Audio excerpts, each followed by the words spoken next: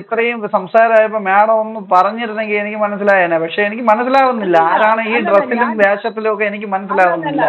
അതില് നമ്മൾ പറയുന്നതിലല്ല. നീ ആരാണെന്ന് ഞാൻ ആരാണെന്ന് അറിയാമോന്ന് ചോദിച്ചപ്പോഴും ഞാൻ ഇങ്ങനെ ആലോചിക്കുന്നു മനസ്സിൽ ആരാണെന്നുള്ളത്. ഞാനിപ്പോ നമ്മൾ ആരാണോ എന്നുള്ള കാര്യമല്ലല്ലോ. അപ്പൊ ഞങ്ങൾ നിങ്ങളിപ്പോ മേയറെന്നോ MLA എന്നുള്ള റെസ്പെക്ട് ഒന്നും തന്നില്ലെങ്കിലും കുഴപ്പമില്ല. നമ്മളെ തെരഞ്ഞെടുത്ത ജനങ്ങൾ ഒരു പൊതുജനത്തിന് നിങ്ങളെ പോലുള്ള ഡ്രൈവർമാരാകട്ടെ അല്ലെങ്കിൽ മറ്റേതെങ്കിലും ഞങ്ങളും കൊടുക്കേണ്ട റെസ്പെക്ട് ഉണ്ട്, അതില്ലാന്ന് ഞാൻ പറയുന്നില്ല. ജനങ്ങൾ തെരഞ്ഞെടുത്ത ആളുകളാണ്, ജനങ്ങൾക്ക് കൊടുക്കേണ്ട റെസ്പെക്ട് ഉണ്ട്. അതുപോലെ നിങ്ങളും ഏത് ഡ്യൂട്ടിയിലിരുന്നാലും നിങ്ങൾ കൊടുക്കേണ്ട റെസ്പെക്ട് ഉണ്ട്. അത് കണ്ടക്ടറോട് എന്റെ ഹസ്ബൻഡ് MLA സംസാരിക്കുമ്പോ അദ്ദേഹം വളരെ മര്യാദയ്ക്ക് പറയുന്നുണ്ട്. അദ്ദേഹം പറഞ്ഞതാ, ഞാനും ഒരു പാർട്ടി പ്രവർത്തകനാണ്, ഞാനിത് കാണുന്നുണ്ട്, എനിക്കിതിൽ പിന്നെ ഭയമുണ്ട്, കാരണം ഇദ്ദേഹം ഈ വണ്ടിക്ക് അകത്ത് വന്നിരുന്നതാണ് മാഡത്തിന്റെ ഹസ്ബൻഡ് എന്ന് പറയുന്നത്. എന്റെ ഹസ്ബൻഡ്. അതെ, എനിക്ക് അറിയത്തില്ല, നിങ്ങൾ അറിഞ്ഞില്ലെങ്കിൽ കുഴപ്പമില്ലെന്നേ. ഞാൻ പറയാൻ ഉദ്ദേശിച്ചത് നിങ്ങൾ ചെയ്ത സംഭവം അറിയാമെങ്കിൽ നമ്മൾ അല്ല കണ്ടക്ടർ അവിടെ ഇരുന്നു. ഞാൻ പറയുന്ന മാഡം ആദ്യം കേൾക്കണം, സമാധാനത്തിൽ കേൾക്കണം. ഞാൻ കണ്ടക്ടർ അവിടെ ഇരുന്ന് ഉറങ്ങുകയാണ്, എനിക്ക് ഉറങ്ങാൻ പോലും പറ്റാത്ത അവസ്ഥയാണ്. കണ്ടക്ടർ വേണ്ടി ഇരുന്ന് ഉറങ്ങുകയല്ലേ? അതെ, എനിക്കത് മനസ്സിലാവും. പക്ഷേ ഞാനെന്നോ അല്ലെങ്കിൽ ഞങ്ങളുടെ പൊസിഷൻ ഔദ്യോഗിക കാര്യങ്ങളൊന്നും നിങ്ങൾ ബോധേഡാവേണ്ട കാര്യമില്ല. ഞങ്ങൾ ഔദ്യോഗിക വണ്ടിയിലും അല്ല വന്നത്. ഞങ്ങൾക്ക് ഞങ്ങളുടെ അങ്ങനെ അധികാരം എപ്പോഴും ഞങ്ങളുടെ ഔദ്യോഗിക വണ്ടിയിൽ അങ്ങനെ യാത്ര ചെയ്യാൻ പറ്റും. ഞങ്ങളുടെ പേഴ്സണൽ ആവശ്യത്തിന് പോകുമ്പോൾ ഞങ്ങൾ അതിൽ പോലും ശ്രദ്ധിക്കുന്ന ആളുകളാണ്. ഞങ്ങളുടെ ഒരു പേഴ്സണൽ ആവശ്യത്തിന് പോയത് കൊണ്ട് എന്റെ ബ്രദറാണ് വണ്ടി ഓട്ടിച്ചിരുന്നത്, എന്റെ സിസ്റ്റർ ഇൻ ലോയാണ് ബാക്കിലിരുന്നത്. അവർക്കൊക്കെ പരാതി ഉണ്ട്. കാരണം ഒരു സ്ത്രീ, ഞാനിപ്പോ പൊതുപ്രവർത്തന രംഗത്ത് ഇടപെടുന്ന ഒരു സ്ത്രീ, ഒരു പെൺകുട്ടി എന്നൊക്കെ പറയാം. അവരെ സംബന്ധിച്ച് അവരങ്ങനെയല്ല. അവർ രണ്ടുപേരും പിന്നെ അങ്ങനെയുള്ള രാഷ്ട്രീയ രംഗത്ത് നിൽക്കുന്നവരല്ല. അവർക്കും പരാതിയുണ്ട് ഈ വിഷയത്തിൽ. മനസ്സിലായി? ഒരു മറ്റൊരു സ്ത്രീ കൂടി നിങ്ങൾ കാണിക്കുന്ന ഈ പെരുമാറ്റത്തിൽ അവർക്കും ഇതിൽ ബാധിക്കപ്പെട്ടിട്ടുണ്ട്. അത് എനിക്ക് മാത്രമല്ല. ഞാൻ ചിലപ്പോൾ ഒരുപക്ഷെ നിങ്ങളോട് ക്ഷമിക്കുകയോ രീതിയിൽ അല്ല, ഞാൻ പറയുന്നതാ, ഞങ്ങൾ മേയറെന്നോ MLA എന്നുള്ള രീതിയിൽ നിങ്ങൾ ഞങ്ങളോട് പെരുമാറേ വേണ്ട. എന്റെ അവസ്ഥ ഈ ഉറക്കം കളഞ്ഞും ഞാൻ ഇങ്ങനെ വന്ന് ഓടി എത്താൻ വേണ്ടിട്ട് അതിന് തടസ്സമായിട്ട് കാർ ഇങ്ങനെ കൊണ്ട് കാര്യങ്ങളല്ലേ. അതന്നെ 2-3 പ്രാവശ്യം കാർ മാഡം കണ്ടായിരുന്ന? 2-3 പ്രാവശ്യം കാർ ഇങ്ങനെ കൊണ്ടുവന്ന് കയറി തട്ടാൻ പോയത് മാഡം കണ്ടായിരുന്ന? ആരുടെ കാർ തട്ടാൻ പോയി? നിങ്ങളുടെ കാറില് ബസ് തട്ടാൻ വേണ്ടിട്ട് പോയത് നിങ്ങളുടെ റഫ് ഡ്രൈവിംഗ് കൊണ്ടല്ലേ തട്ടാൻ പോയത്? അല്ല ഞാൻ പട്ടത്ത് റൈറ്റ് സിഗ്നലിട്ട് വേറൊരു കാര്യം പറയാം. ഞങ്ങൾ അതിനുശേഷം കുറച്ച് വീഡിയോസ് എടുത്തിട്ടുണ്ട്.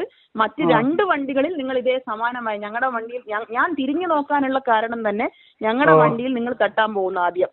അതിനുശേഷം ഞങ്ങളുടെ വണ്ടിയുടെ ഫ്രണ്ടിലേക്ക് നിങ്ങൾ കടന്നു പോകുമ്പോൾ അതിനുശേഷം എൻ്റെ വീഡിയോ ഉണ്ട്, ഞാൻ വേണമെങ്കിൽ അയച്ചു തരാം.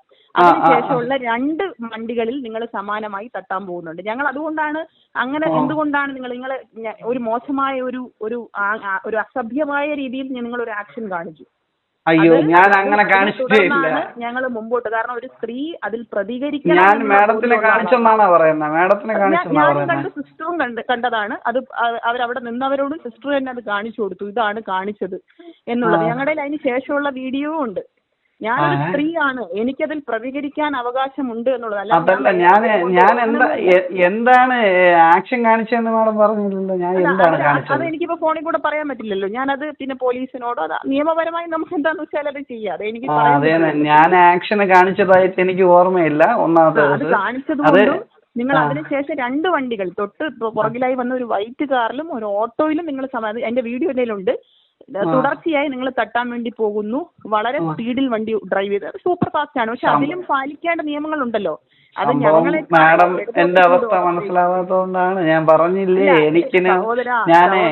അവസ്ഥ പോലെ തന്നെ നമ്മുടെ എന്റെ അവസ്ഥ പോലെ അല്ല മാഡത്തിന്റെ അവസ്ഥ. എന്റെ അവസ്ഥ ഞാനും മോനും മാത്രമേ ഉള്ളൂ. അമ്മയില്ലാത്ത മോനല്ലേ ഞാൻ വളർത്തുന്നേ.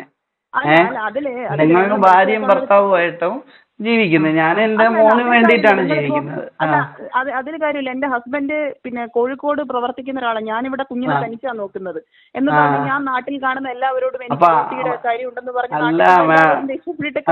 അല്ല, അവിടെ ശരിയാണ്, അമ്മയും അച്ഛനും ഉണ്ടല്ലോ കുഞ്ഞിന്. എന്റെ മോനും അമ്മയില്ലല്ലോ. അല്ല, ഞാനൊരു കാര്യം ചോദിക്കട്ടെ, എത്രയോ ആളുകൾ സിംഗിൾ പാരന്റ്, അതൊന്നും നമ്മുടെ ഒരു വിഷയമല്ലല്ലോ. ഈ വിഷയമല്ല. നിങ്ങൾ ഇത് പക്ഷെ എനിക്ക് വിഷയമാണ്. എനിക്ക് അല്ല ഞാൻ അല്ല ഒരിക്കലും ഞാൻ മാഡം പറയണ ആദ്യം കേൾക്കണം. മാഡത്തിനെ അല്ല ഞാൻ മോശമായിട്ട് പെരുമാറിയിട്ടില്ല.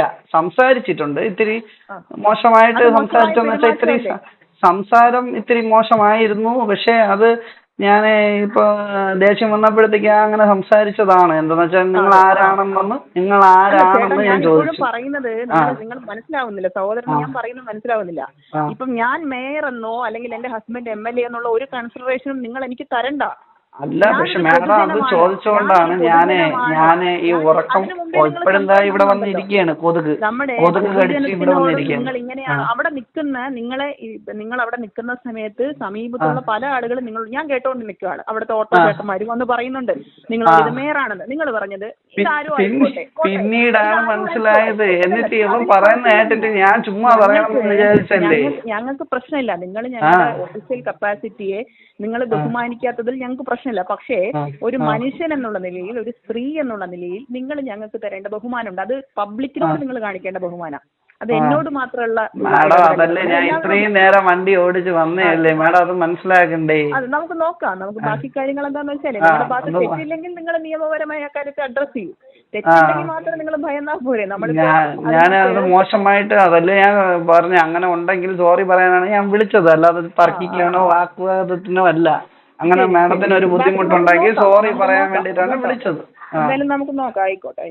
എന്തായാലും അങ്ങനെ ഉണ്ടായിട്ടുണ്ടെങ്കിൽ മാഡത്തിന് അങ്ങനെ ഒരു ബുദ്ധിമുട്ടുണ്ടെങ്കിൽ സോറി പറയാൻ. നിങ്ങൾക്ക് എപ്പോഴും അതിനകത്തൊരു ബോധ്യമില്ല എന്ന് പറയുമ്പോഴേ എന്നെ സംബന്ധിച്ച് ഞാനൊരു കാര്യം പറയട്ടെ. ഞാനത് ഉറക്കം വന്നിട്ടാണ് ഞാൻ ഒരു വിധം എത്തിക്കാൻ വേണ്ടിട്ട് പോകുന്നത്. അല്ലെങ്കിൽ നിങ്ങൾ എന്നോട് മോശമായിട്ടാണോ പെരുമാറിയെന്നുള്ളത് നിങ്ങൾ ബാക്കി നിയമപരമായി തെളിയിച്ചു. എനിക്ക് അതേ ഇപ്പൊ പറയാൻ പറ്റും. കാരണം നിങ്ങൾ അത് അക്സെപ്റ്റ് ചെയ്യുന്നില്ല. നിങ്ങൾ അക്സെപ്റ്റ് ചെയ്തുകൊണ്ടല്ല അത് സംസാരിക്കുന്നത്. നിങ്ങൾ പയ്യൻ ആ വീഡിയോ എടുത്തപ്പോഴത്തേക്ക് മാഡം പറഞ്ഞു വീഡിയോ എടുക്കണ്ടെന്നല്ലേ പറഞ്ഞത്. അപ്പൊ എന്റെ ഭാഗത്ത് തെറ്റുണ്ടെങ്കിൽ എന്റെ ഭാഗത്ത് അല്ല അതൊന്ന് മാഡം വീഡിയോ എടുത്തിട്ടുണ്ടല്ലോ. അപ്പൊ ആ പയ്യന്റെ ഡിലീറ്റ് ചെയ്യാൻ പറഞ്ഞ എന്തിനാണ് മാഡം? അല്ല അതിപ്പോ അവര് എന്റെ വീഡിയോ ആ വീഡിയോ എന്റെ അതല്ല അങ്ങനെയാണെങ്കിൽ ആ വീഡിയോ എന്റെ ഉണ്ടല്ലോ. അങ്ങനെയാണെങ്കിൽ കേസുപരമായിട്ട് ഞാൻ മാഡത്തിന്റെ അടുത്ത് സോറി പറയാൻ പറ്റും. മാഡം പിന്നെയും പറയാണ്. എന്റെ അവസ്ഥ മനസ്സിലാക്കാതെ. അല്ല നിങ്ങളത് അക്സെപ്റ്റ് ചെയ്യുന്നില്ല എന്നുള്ളതാണ് നിങ്ങൾ പറഞ്ഞത്. ഞാൻ അക്സെപ്റ്റ് ചെയ്യുന്നുണ്ടല്ലോ. ഞാൻ അങ്ങനെ ചെയ്തിട്ടുണ്ടെങ്കിൽ എന്ന് വെച്ചാൽ ഞാൻ കണ്ണിറുക്കി കാണിച്ചു എന്തോ മോശമായിട്ട് കാണിച്ചു മാഡം പറഞ്ഞു. ആയിക്കോട്ടെ. ഞാൻ അത് വിളിച്ച് സോറി പറയാമെന്ന് മാഡം നിയമപരമായിട്ട് തന്നെ പോട്ടെ. നിങ്ങൾക്കത് നിങ്ങളുടെ ഭാഗത്ത് പ്രശ്നമില്ലെങ്കിൽ അത് നിയമപരമായി തന്നെ പോട്ടെ. നമുക്ക് കോടതിയിൽ ബാക്കി കാര്യങ്ങൾ ഞാൻ അതല്ലേ പറയുന്നത്. പിന്നെ ഞാൻ അത് ആലോചിച്ചെടുത്ത തീരുമാനമാണ്. നമുക്ക് ബാക്കി കാര്യങ്ങൾ മുമ്പ് ആലോചിച്ചെടുത്ത് തന്നെ മാഡം ആദ്യമേ പറഞ്ഞു തന്നാണല്ലോ. അല്ല മാഡം പ്രയാസപ്പെടുത്താൻ വേണ്ടിട്ട് തന്നെയാണ് പറയുന്നത്. എന്ന് വെച്ചാൽ നേരത്തെ സംസാരിച്ചപ്പോഴേ എന്റെ അടുത്ത് പറഞ്ഞില്ലേ നിനക്ക് ഞാൻ കാണിച്ചു തരാം, നിനക്ക് ഞാൻ കാണിച്ചു തരാം, ഞാൻ ആരാണെന്നുള്ള കാണിച്ചു തരാമെന്ന് മാഡം പറഞ്ഞത് ഇതാണെന്നുള്ളത് എനിക്ക് അറിഞ്ഞൂടെ. ആലോചിച്ചെടുത്ത തീരുമാനമാണ്. അത് മാത്രമല്ല ഞാൻ പറഞ്ഞല്ലോ ഞങ്ങൾ മാത്രമല്ല വണ്ടിയിൽ ഉണ്ടായിരുന്നത്. രാഷ്ട്രീയ രംഗത്ത് ഞാൻ പറഞ്ഞു ഞാൻ മനഃപൂർവ്വമായിട്ട് ആരോ ആയില്ല. നമ്മൾ ഈ വണ്ടി ഓടിച്ച മനസ്സിലാക്കണം. അവർക്കും പരാതിയുണ്ട്. അപ്പൊ അവരുടെ കൂടി ഒരു ഫോർമൽ ഞങ്ങൾ ആലോചിക്കുമ്പോ അവര് പരാതിയായിട്ട് മുമ്പോട്ട് പോകണം. അതല്ലേ മാഡത്തിന്റെ അടുത്ത് പിന്നെയും ചോദിക്കണം. സോറി പറയുന്നത് അതുകൊണ്ടല്ലേ അങ്ങനെ ഉണ്ടായിട്ടുണ്ടെങ്കിൽ സോറി എന്ന് പറഞ്ഞത് അതുകൊണ്ടല്ലേ.